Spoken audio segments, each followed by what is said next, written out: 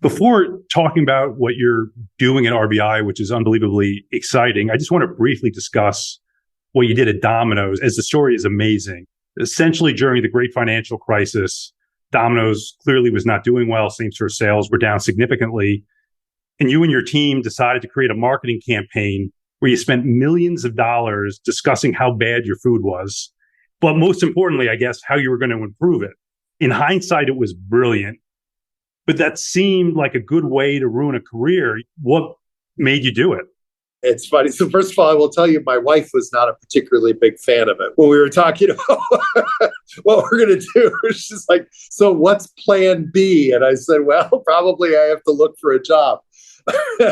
It's interesting because I really believe that the biggest change with consumer businesses over the course of the last 20, 30 years is that brands used to be built based on what you said about your own brand. It was a one-way conversation. So Procter and Gamble can go out 30 years ago and create whatever truth around their brands they want to, because the consumer fundamentally has no way to respond to it. Fast forward to today, with social media, consumers are armed.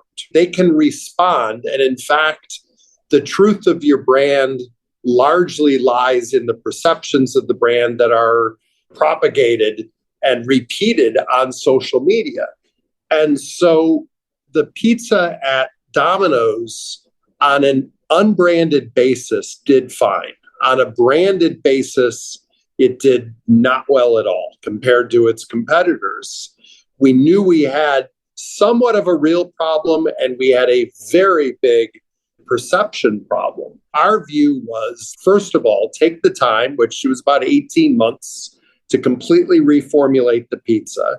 And then we need to go out and communicate this in a bold way, in a way that people are going to talk about it. And going out and telling people that your product is pretty lousy is a really good way to break through with consumers. And it caught on. So not only were we talking about it in paid media, but more importantly, our customers were all over it from the social media standpoint. And it changed views out there. It forced people to take another look at the brand, at the pizza.